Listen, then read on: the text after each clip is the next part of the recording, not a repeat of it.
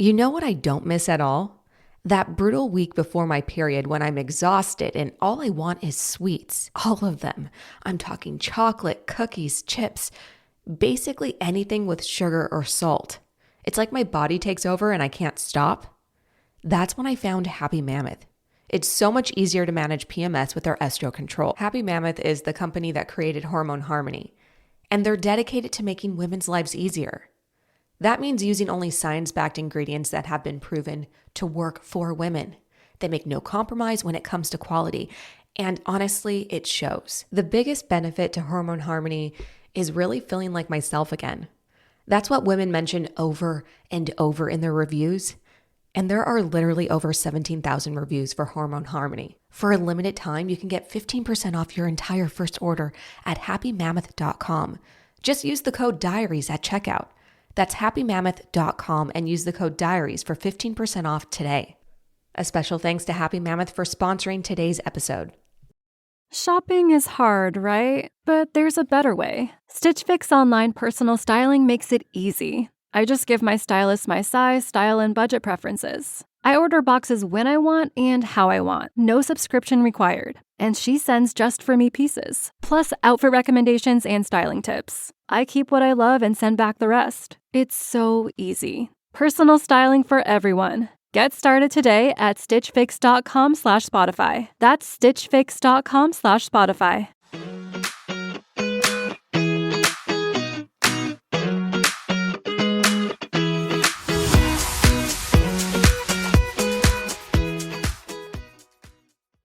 Welcome to another episode of Unscripted, which was formerly known as Journal Entries. We're so excited to have you here. It's a place where we're going to talk about pop culture, what's going on in our lives, and really allow us to turn off our brains and let you turn yours off as well. If you don't know my voice yet, I'm Paige. And I'm Natalie.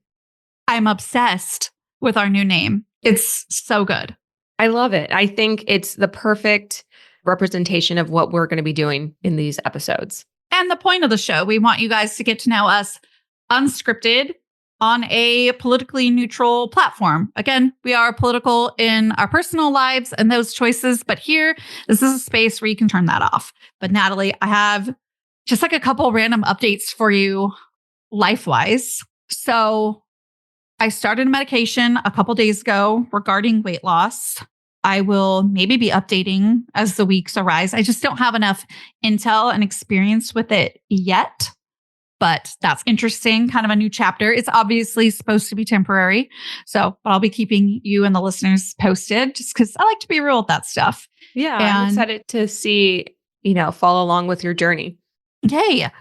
Also, this is some sad news, but I want to bring it up because I mentioned Randy's childhood home. And in the fire, we believed that it was safe. And we went on the website and there was a picture of it. It seemed safe, but nobody was like going into the areas, especially like if it's not your house at that time. Unfortunately, his dad went to the house. My husband's dad, my father-in-law, went to the house like a week ago or whatever it was and sent my husband photos, and the house is gone that he grew up in. Oh. Very sad. And even though they didn't live there anymore, there's a ton of probably my husband's best memories as a child. Mm-hmm. This is pre-divorce. So, and obviously there's been a lot of positives since divorce, but as a child, that's kind of where like the pre-divorce memories and everything were. So is an interesting piece of his history to lose, but he seemed fine. I mean, what are you going to do? Yeah, he's pretty resilient, but that doesn't make it less heartbreaking. Yeah. And again, it's not like we were going there a ton or like, involved in that property, but it was like beautiful. Said, it was tied to a lot of good memories, and it's hard when that physical place no longer exists. Yeah. I mean, think about it. Like that's why a lot of people opt to get a headstone or bury people at a cemetery. It's because they need a place physically to go.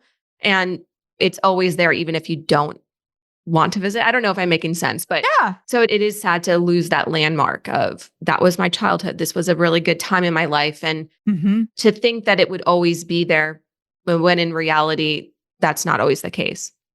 Exactly. But I know all these communities, they're super resilient. And if any of you are a part of those communities that suffered during the fires, we're still thinking about you. We know that it's a long road ahead. But it was really cool to see at the Grammys last night that they talked so much about that, and they seemed to be getting donations. I didn't get to pay the closest amount of attention. You know me, I was on my iPad playing my games, waiting on any of the, ones that like Taylor was up for, Billie Eilish, my faves, Gracie Abrams. I can't believe I loved her outfit. I loved it. It felt very Lana Del Rey. Yes. Did it not? I posted it and I posted Taylor's. I felt like Taylor's was beautiful, maybe a bit short. And she had that like cheeky chain with a T on it. And as a Swiftie, doesn't it relate to some lyric that she has? Obviously, I saw a bunch of people commenting it in the comment section of some social media posts. Yes, it has meaning towards a lyric in So High School, which is about Travis. Mm-hmm. And the T, I believe, is for Travis on that like little chain thing that she had on it. Beautiful. She looked gorgeous. So did Gracie. I felt like the outfits at this Grammys were kind of the best looking in a little while. Sometimes the Grammys gets real funky for me. A standout for me was Margaret Qualley. She looked beautiful, stunning, very glamorous, but it didn't look like it was over the top in any way. But she looked very classic, very timeless. They showed her a lot. They showed her so much. Yes. Well, I mean, she was dancing with Taylor for a lot of it. Speaking of outfits, we have a very interesting outfit that made an appearance last night at the red carpet. I'm disturbed if I think I know which one you're talking about correctly. Oh, I think it's say it out loud.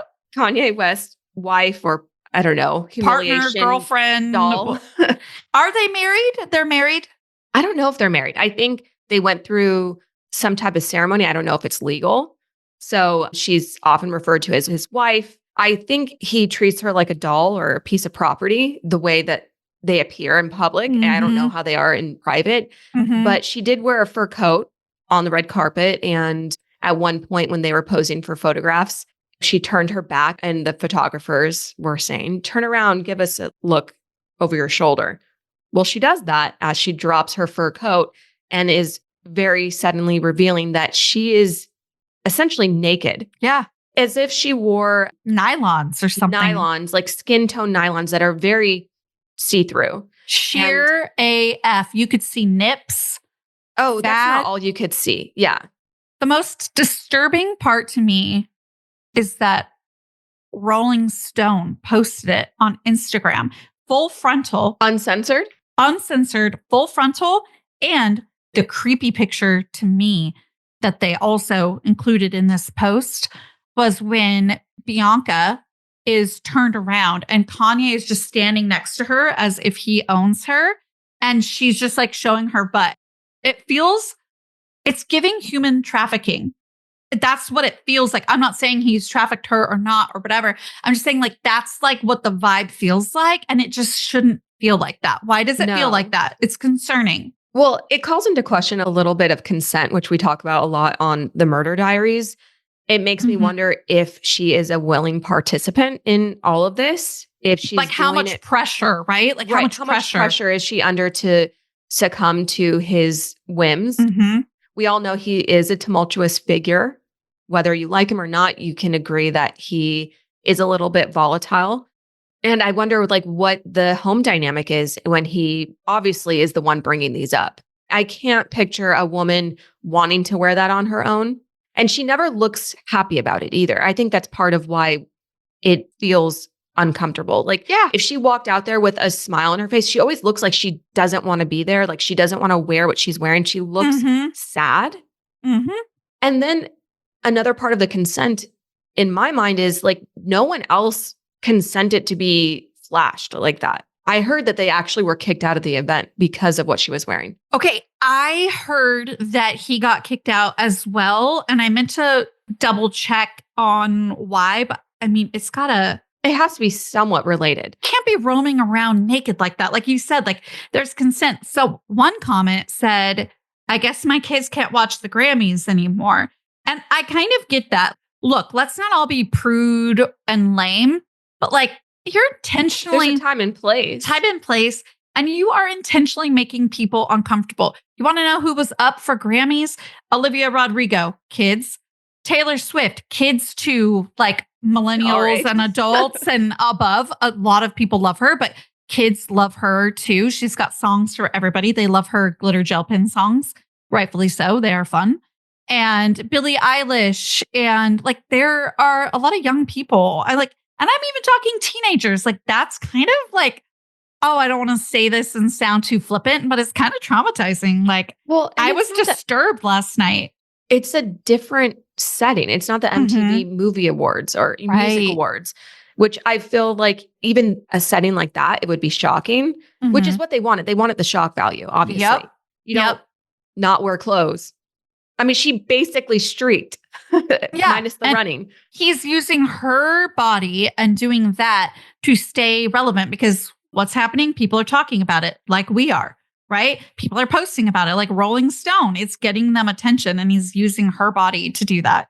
That's gross. That's what celebrities do half the time, if not more. They're the ones telling paparazzi where they're going to be. So they get paparazzi pictures. You can always tell, number one, by who it is. And number two, by how they look good in it. If they look somewhat decent, it's like, like even at a restaurant, like you just know. And it's part of their job to stay relevant because if they don't stay relevant, then nobody's going to care about their projects.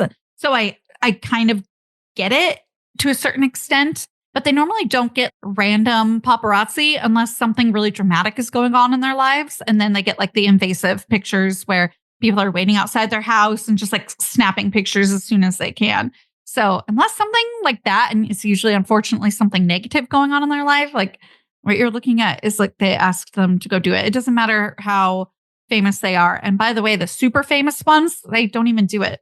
The best piece of money advice I ever got was simple. Practice saving instead of spending. I know it sounds basic, but trust me, it really hit home. Just a few bucks for my paycheck tucked away for a rainy day. And at first it seemed like a tiny step, but then I realized how much that little habit had the potential to grow over time. It clicked that saving and investing aren't just about building a cushion for emergencies. They're about setting yourself up for a stronger future. That's why I love Acorns. It makes saving and investing feel so effortless, kind of like how that small savings habit started. Over time, those small contributions add up and gives your money the chance to grow. It's one of the best ways to build on a simple habit and let time do the heavy lifting for you. Today's episode is sponsored by Acorns. Acorns is a financial wellness app that makes it easy to start saving and investing for your future.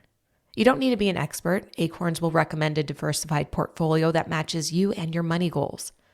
You don't need to be rich. Acorns lets you get started with the spare money you've got right now, even if all you've got is spare change. I sincerely believe Acorns is a game changer because it makes investing easy and accessible for anyone, even if you're just starting with spare change. For me, it turned a small habit of saving into a bigger strategy for the future, giving my money a chance to grow without me having to think about it, just like that first step of putting a few bucks away. Sign up now and join the over 13 million all-time customers who have already saved and invested over $22 billion with Acorns. Head to acorns.com/diaries or download the Acorns app to get started. Paid non-client endorsement compensation provides incentive to positively promote Acorns. Tier 1 compensation provided. Investing involves risk. Acorn Advisors LLC and SEC registered investment advisor. View important disclosures at acorns.com/diaries. One of the not so secret secrets of celebrities and influencers is that so many of them have had lipo. I'm thinking of one right now that I was just listening to on a podcast talk about their experience getting lipo, and they documented it on reality TV. Look, no one has the perfect body, but lipo has changed, and Sono Bello has been at the forefront with using LAL technology and getting these beautiful natural outcomes for each person. Sono Bello is offering you, our listeners, their best deal. You're now included in being able to access their New Year's savings event, but appointments are limited. Sono Bello doctors are masters in microfat laser removal, a brilliant technique that removes stubborn fat permanently. Wherever your problem areas are, that fat is gone in one comfortable visit. Eating healthy and workouts are important. Keep doing that. But if you want to lose that stubborn fat in one visit, check out Sono Bello. Remember, you can access their New Year's savings event by scheduling your free consultation now at sonobello.com/diaries. That's Sono, BELLO.com/diaries. Let's be real. Losing weight can feel like a huge challenge. That's why Hers is making it easier. With access to GLP-1 medications and personalized expert support, they're helping you take control and make your goals feel within reach. Hers is changing the way women approach healthcare by offering affordable, personalized weight loss treatments delivered right to your door, if prescribed. Their holistic weight loss program includes options like compounded GLP-1 weekly injections, which is the same active ingredient found in Ozempic and Wegovy, or oral medication kits tailored to fit your unique needs. Getting started is simple. Just fill out an online intake form and a licensed medical provider will create a plan that works for you.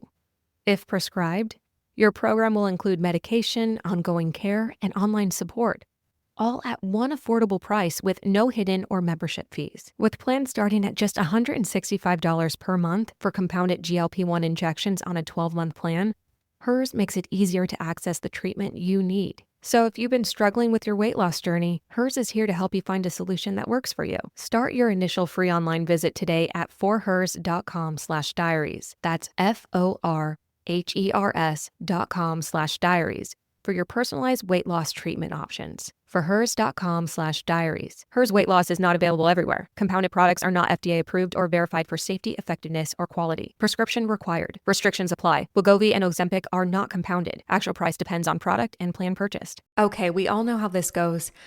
New Year's resolutions, right? Every year we make grand plans to be better versions of ourselves, work out more, eat healthier, read more books. But then comes the reality.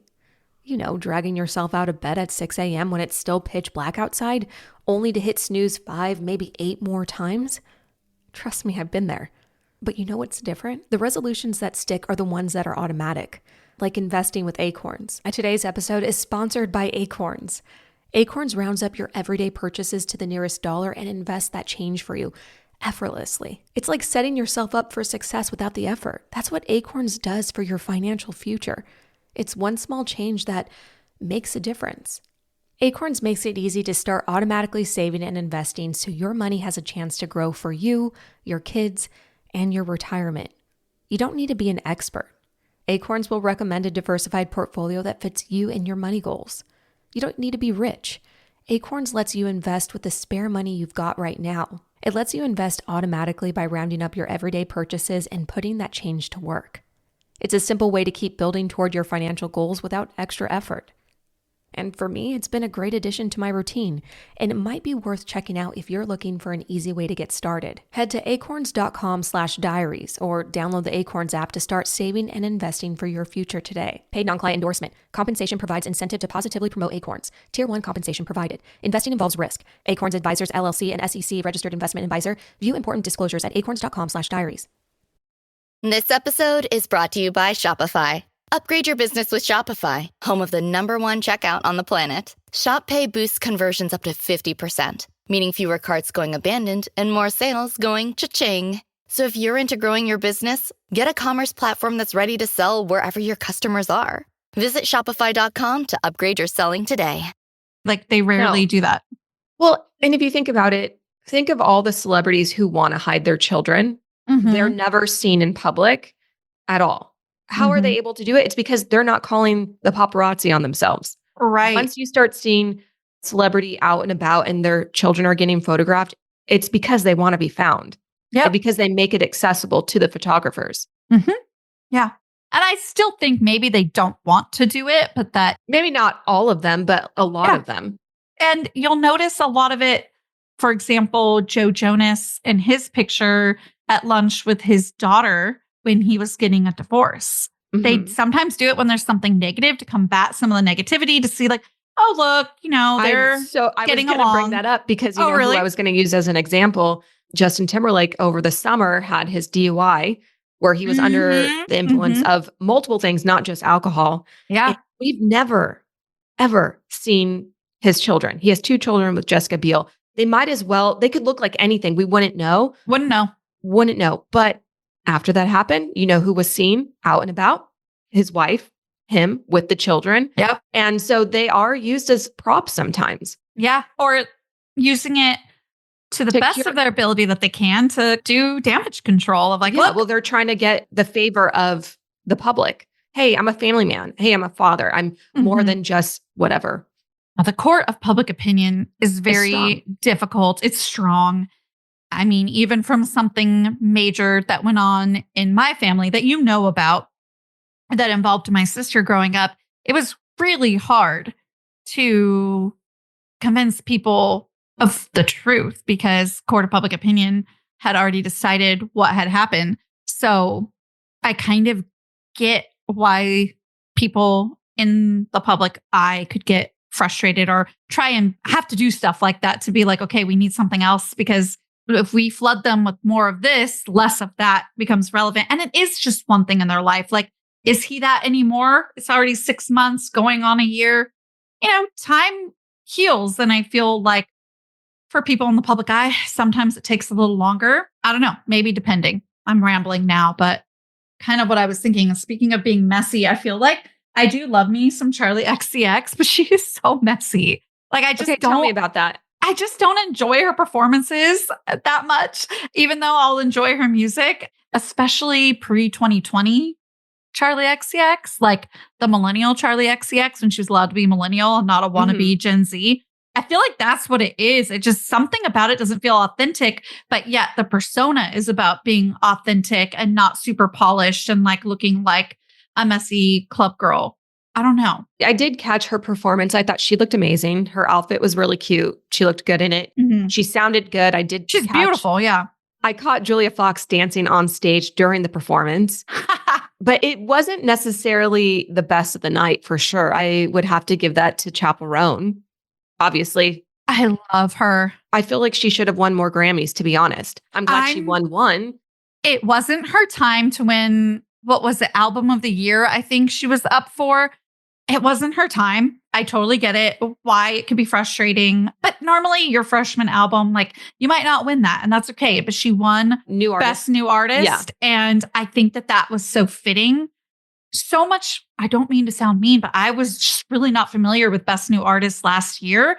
And I didn't hear much from that artist this year. It could just be, my algorithms and my interests and everything. And that's totally okay. A lot of people might be like, you're insane. You don't know her. I don't. But I think it's really cool that she won. She obviously, hopefully deserved that. But I was really excited to see Chappell win because to me, with my past experiences with her music and stuff, I was like, oh, yes, I know of this one and I love her. I'm so excited for her. But like, think about it. She's been working so hard for so long. Best New Artist, right? And like she was it's asked crazy. that question on the red carpet. And she pivoted and just said that it was a really good group of people who were nominated alongside her. There was a lot of camaraderie. There wasn't a sense of competition. So she did really good. And I actually wanted to bring that up as we're talking about her is what I noticed. I feel like she was told, do not make a scene on the red carpet because she almost felt shy. Like The red reserved. carpet? Yes. Maybe. Did you catch any of her interviews? Not on the red carpet. I accidentally missed the red carpet. I love a good red carpet. I am my mother's daughter. And I was a little bummed about that. But she is something to consider. And she talks about this. She is diagnosed bipolar. So sometimes, for example, if she's writing when she's manic, it can be very difficult for her to, and she has said this, connect or want to perform, like all of these things. Like she might not connect with the lyrics and or not feel like performing. Like it could have just been like a, hey, I'm not really in a good headspace. Or I mean, she seemed happy and excited to be there, but it was just a toned down version of what we normally get. We get this sassy Chappell typically, and she will call people out on the red carpet. She's famously called out paparazzi, and then months or weeks later called out the same paparazzi she saw at another event. And it was just a more pared down personality of hers, which is totally fine. Wasn't it last year that she was on the red carpet and she turned around and had to like point to some interviewer, or she kind of had to put somebody in check? I think that was last year's Grammys. Okay, was it? So it's been a year. And I wondered if anyone said something to her. I'm imagining her team, at least, maybe even the Grammys people have said something, but she did a great job. She was very professional. You can tell that she has been learning a little bit more about PR responses. A lot more media training, I think. Absolutely.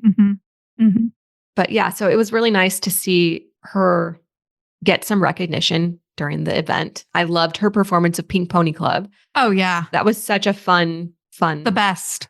So fun. I think it is good if she polishes just a tiny, tiny bit.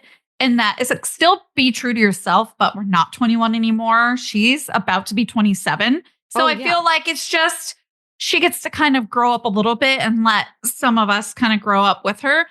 Again, please be true to yourself. Don't tone down what you don't want to, but. I think it also was a big distraction from her music over the summer when she had a lot of things come out in the media. We've talked about them before when we used to call this journal entries.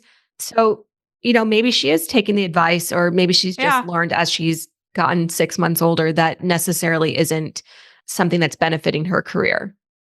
Absolutely. I think that her Tiny Desk performance, which we have also mentioned on Journal Entries, aka Unscripted, is, I think, the perfect mix of like what we like love of her, but polishes it out, sort of produces it out in a beautiful way. Like, it's like watching a movie almost. Like, it's so good. Again, like I said, in the last time I mentioned it, go watch Chappell Roan's Tiny Desk performance on YouTube. So good. So as we're talking about the Grammys and we're talking about Chappell, we obviously know that she didn't win Album of the Year.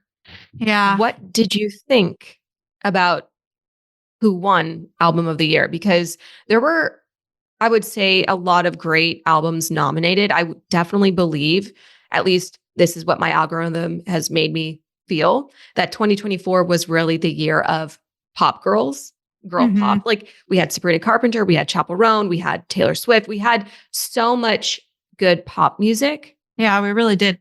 And pop actually. Guts. We got Guts from Olivia. Yes. Was that 2024? Shoot, I can't remember. I can't remember. I mean, I went to her concert this year. Yeah. I mean, 2024. Regardless, it's what we're all listening to. Even if Guts isn't involved in 2024, but was 2023, it's all kind of surrounded. Like, we have such strong icons right now. It's a moment for pop, really. And it was surprising to me that a pop album didn't win.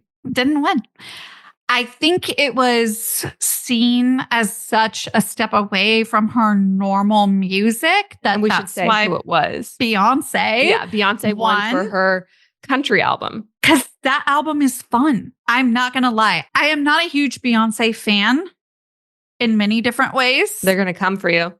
But I know and respect many Beyoncé fans, so I get it. It's just not always for me. But of course, I checked into the new album and supported and streamed. And I will tell you, that album is fun, but it is very different. So I think maybe that's where the respect for it came from. She's from Texas, so don't make any mistakes that I think that she's not connected or inspired by country music. It's just not what she has kind of typically put out there.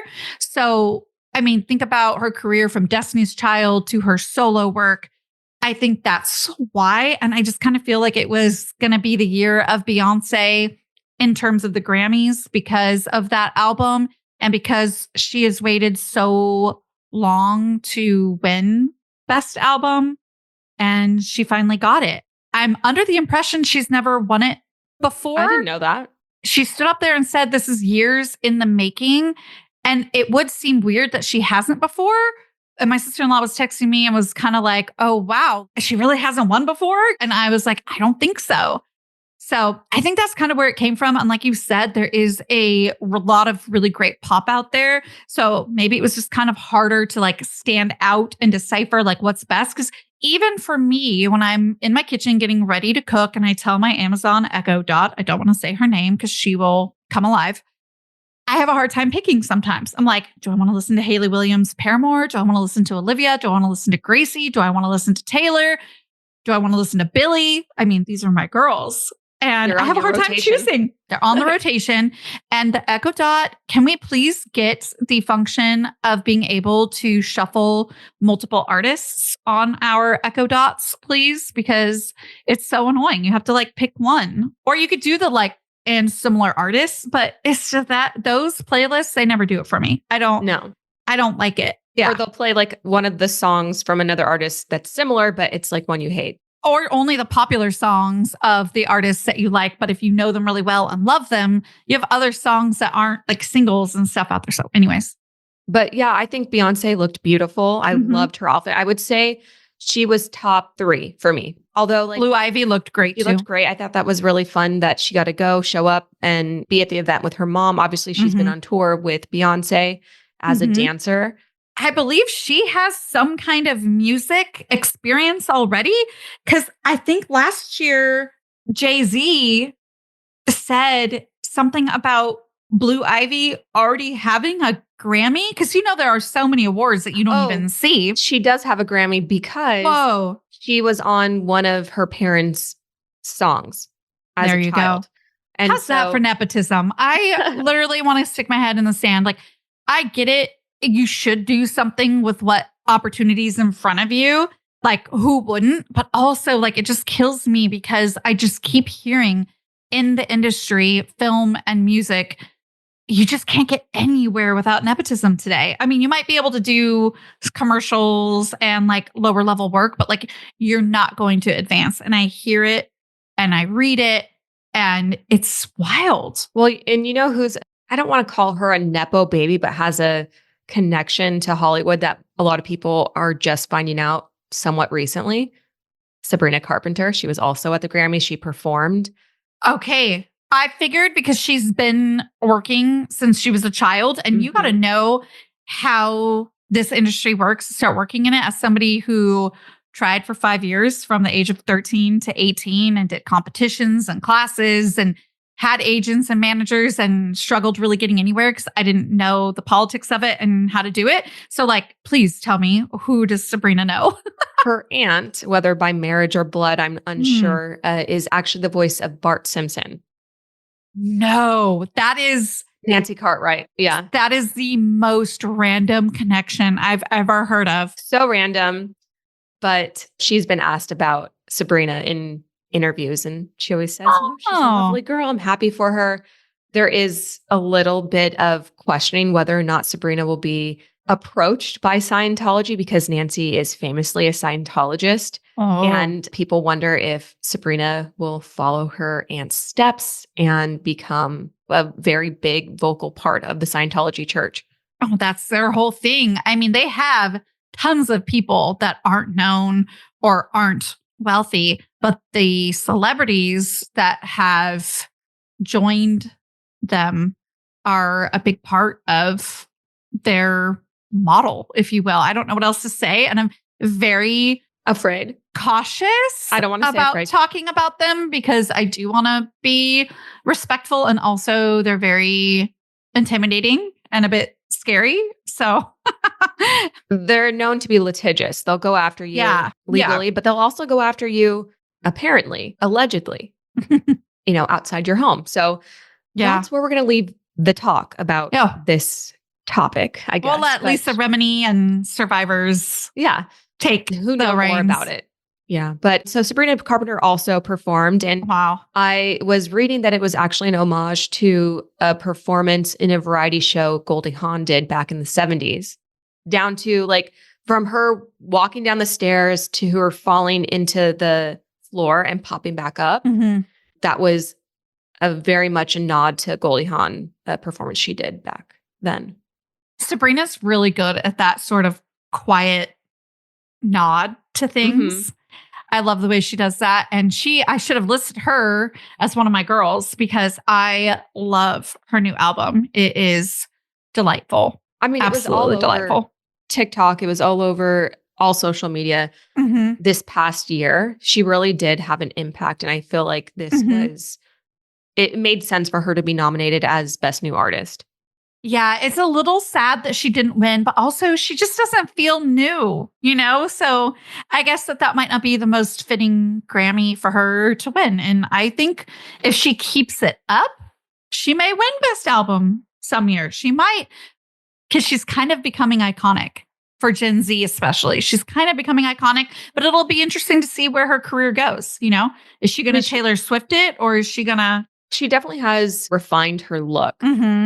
she's rebranded to this old Hollywood aesthetic where it's a little bit Marilyn Monroe, it's a little bit Goldie Hawn. So there's like playfulness along with being classy. Yes.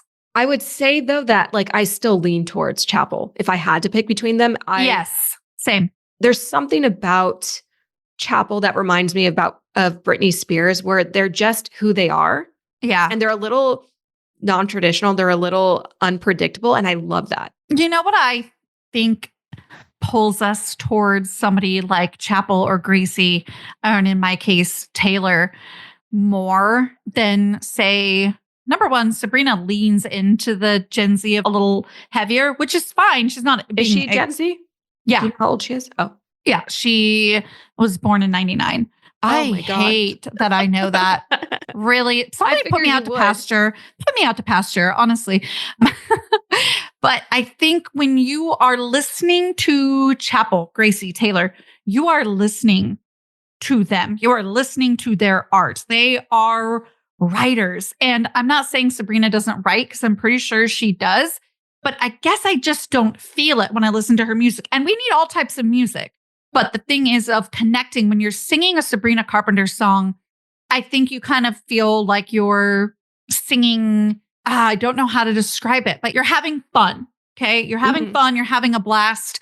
And yes, this is her persona. But when you're singing Chappell, when you're singing Taylor, you feel like you're tapping into a piece of them with their lyrics and all of that, because I guess they're just that kind of writer, whereas Sabrina is writing very fun, not that deep of music. So maybe that's what it is. It's a little, in terms of connecting, you're going to connect with them a little bit more. With Sabrina, you're going to have fun. She's cute. It's fun to look at. It's very poppy, very icon status, where, I don't know. It feels Now like I'm rambling. It feels like a very packaged performance. There we go. Leave it to Natalie to get it concise. Versus with a few other artists like Chappell, it feels like exciting because you don't know what to expect. They're not afraid to get a little messy. They're not afraid to not be so choreographed. And you want to listen to the lyrics because you want to hear what they have to say. And it's usually beautiful and artistic and lovely. And then Sabrina, again, you're going to go have fun. Speaking of wanting to hear what they have to say, there is a certain speech that one of these lovely young women gave. Do you want to talk about it? I wrestled with the idea of talking about it or not, but I found it profound and a beautiful reminder that Chappell stood up there and talked about, for up and coming artists, how much they give themselves. I kind of have chills. They give so much of themselves to these record labels that are trying to build them, right? Somebody's overnight success is like 10 years in the making, minimum like 5, honestly. It takes a very long time to develop an artist and a career like that. And you can always tell when they're about to blow up if you've been following them, because they change their hair. I did not come up with that. I heard it on a very great TikTok video, and I cannot unsee it now. When an artist is about to blow up, they change their hair to something very distinct, and you can't unsee it. You cannot unsee it. Anywho, she stood up there and discussed how much they give of themselves during a time period like that, where maybe they don't have much unless they're a super Nepo baby, which Chappell is not, from what I understand. And they don't even have healthcare. Like, these record labels should be taking care of their artists the way that their artists take care of them. And she said, record labels, we got you, but do you got us? Do you or have something us? like that. Yeah, Yeah, do you have like us? that. We've got you. Do you have us? And I was like, wow, because so many people write it off again, like, oh, they're rich, they have money, all of this. And again, we just talked about Nepo babies, and that's one side of it. But if people that aren't Nepo babies are going to make it, then we do need things like that. Absolutely. Yeah. I think she's specified upcoming artists, these artists that are being developed. And she had her own experience being signed as a teenager, losing that contract in the pandemic, and then, not being able to find a job because she didn't have any regular job experience and she didn't have health insurance. And so she had to go work at some drive-through. And so I think it was really nice that she didn't forget her roots. Obviously, she's still relatively new. She's been doing this for 5 years, I think, on the red carpet, she said. So that was one of the questions, like, oh, how do you feel being named Best New Artist after you've been doing this for 5 years? But she's really only become known to the public within the last year. And I think a lot of the people sitting in that room with her are so far removed from where she has a connection to that like maybe they don't remember what it's like to struggle as a new artist or an upcoming artist. And so it was really nice that she didn't just climb up the ladder and pull it up with her. She put a spotlight on the ladder and said like, hey, I don't know, this is not a great analogy, but she basically was saying, there are others out there that still need help and you make billions of dollars off of us. At least you could give them, some health insurance, which I mean, a lot of these are private companies. Like, why aren't you providing for your employees? Right. If we're not going to do it the way the other 30-something developed nations do it, which is something we've never done, then we got to figure something out that works for us and keeps our people healthy. We have no incentive to keep people healthy. Well, and it's not even like a we thing. It's like ethically. Yeah.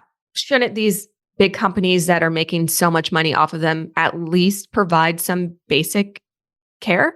Unless you force them, a private company will never do it. And that's the thing with corporations. And I'm not going to get all like pro-capitalism, anti-capitalism, but that is unfortunately the thing with corporations. Their goal is profit. So anything that's going to hurt that profit, they're not going to destroy their bottom line unless by law they have to do something.